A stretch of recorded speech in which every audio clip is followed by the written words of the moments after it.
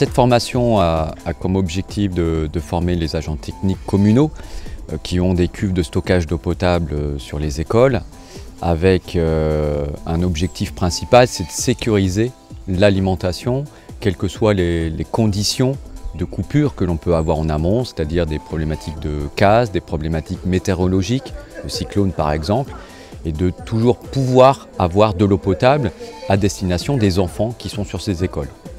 Donc ça passe par plusieurs points sur cette formation, c'est-à-dire de savoir quels sont les problèmes qui sont liés à un manque de chlore sur l'eau, la problématique donc de la désinfection de l'eau, les différents gestes à adopter par rapport à la maintenance à faire sur la cuve, c'est-à-dire qu'il va passer par une vidange, un nettoyage, un brossage, une désinfection, des ouvrages, une revalidation ensuite du chlore qu'il va y avoir dans ces cuves afin de repartir en distribution sur l'école.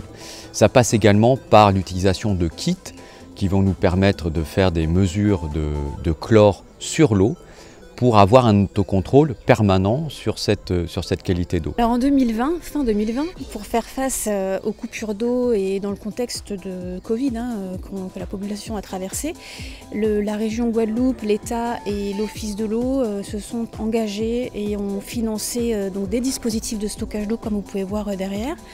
Donc cet appel à projet a permis d'équiper en citerne environ 180 écoles sur l'ensemble du territoire. Et donc aujourd'hui, en fait, on est dans la continuité de ce dispositif puisqu'on forme les agents qui ont en charge l'entretien de ces citernes. Parce que la qualité de l'eau, c'est quelque chose de très important, étant donné que les enfants sont un public sensible et il est donc primordial qu'on leur distribue de l'eau de bonne qualité. On n'a pas de problème de production d'eau, mais on a un problème de distribution de l'eau sur l'ensemble du territoire. On voit que quasiment toutes les communes sont impactées par cette difficulté à avoir l'eau potable au robinet en qualité et en quantité suffisante. De sorte qu'il est important que nous puissions prendre des dispositions pour assurer la continuité pédagogique dans le cadre sanitaire qui est le nôtre, avec les gestes barrières qu'il faut assurer en lavant les surfaces régulièrement, en se lavant les mains, faire en sorte que nos enfants puissent continuer à suivre leurs enseignements dans nos écoles.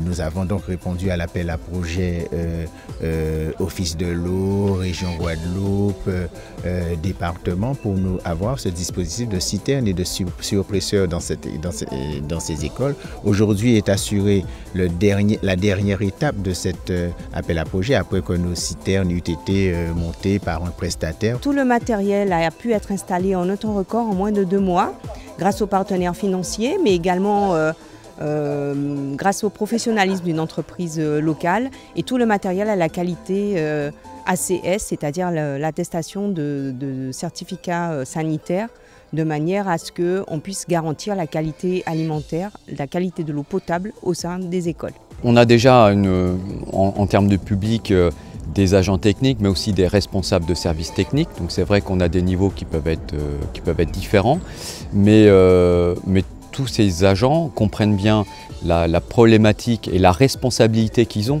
vis-à-vis du produit eau potable, puisqu'on est sur un produit alimentaire. Je suis affecté sur les services de stockage de l'eau, citernes d'eau dans les écoles. Et en ce moment, on est formé pour apprendre à gérer le stockage de l'eau, calculer le chlorage qu'il faut, la désinfection de l'eau dans les bacs, parce que l'eau est consommée par les enfants, donc elle est comestible. Donc c'est quand même minutieux à apprendre comment il faut gérer le stockage de l'eau. Et je suis notamment affecté là-dessus avec un collègue à vérifier l'eau tous les jours, tout ce qui contient en fait l'eau, quoi. On apprend beaucoup de choses, il y a des choses qu'on sait pas, quoi. Et que c'est très minutieux, parce que c'est quand même dangereux pour les enfants, comme ils boivent l'eau. Donc ça nous apprend beaucoup de choses. Ce qu'on faisait avant, on ne le fera plus.